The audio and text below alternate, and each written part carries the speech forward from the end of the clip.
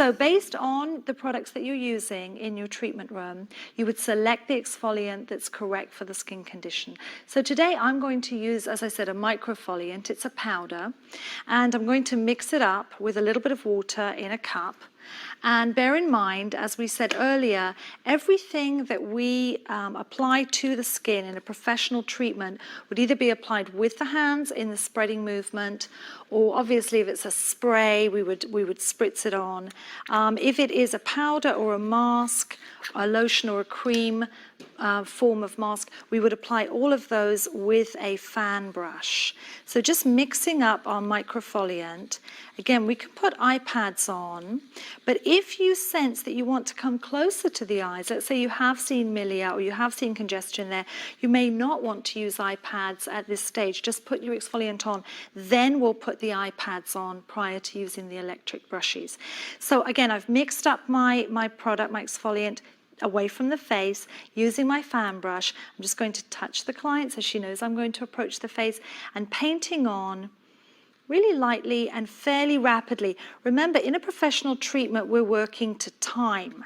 So we do need to make sure we've got enough time spent on the areas of the treatment where we are touching the skin.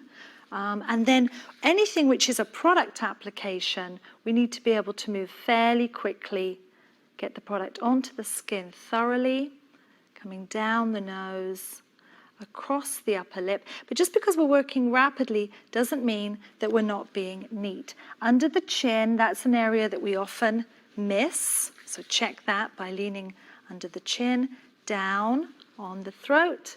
So we've applied our microfoliant. I'm now going to place eye pads on because we are going to be using the brushes. I'm using a 2-inch gauze square, dampening it with a little bit of distilled water. I'm opening up the iPad. See, this is an International Dermal Institute technique.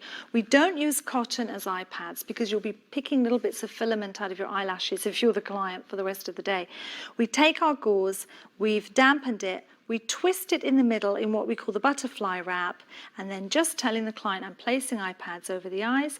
I'm just going to place that neatly over the eye area. Today I'm going to be using the flat brush and the small brush. Before we use these, we first dampen them in water, and that's very important. You don't use the brushes dry. They're dampened in water, and then we keep a sponge in our other hand to catch any drips. I then take my brush holster, slot the brush in, and you'll hear it click in, okay? And make sure you hear that click. I'm then going to switch on the electric brushes, and this particular model has an on-off switch on the handle, which makes it really useful because it allows us to control the application as we're working instead of coming back to the base. One common mistake with electric brushes is people use them too slowly. If they're rotating too slowly, when you go to put them on the face, it sort of stops. So make sure you're working with it fast enough. Don't be nervous about it. You're controlling the pressure, okay? And keep a sponge in your other hand. Make sure you lift the cord away from the client, using your sponge to catch any drips. And remember, you don't have to keep moving your hand in a circular motion because the brush is rotating in a circular motion. Coming across. Keep it moving all the time. Don't stay still in one spot because you'll find that is where you can build up irritation. Coming across the forehead. You can easily see the areas that you've treated. You felt in your skin analysis areas that needed maybe extra treatment. When you've finished with the one brush, remove it, place it ready for sterilization. Pick up the small brush, damp it, hear it click in the holster. And this is really great to do the nose area. Keep your sponge handy to make sure that you're protecting the nostril. And obviously control your brush really well. You don't want to go into the nostril.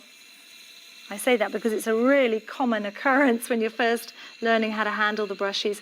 Coming around the mouth, up the nose. Now this is the area where we can just remove the eye pads.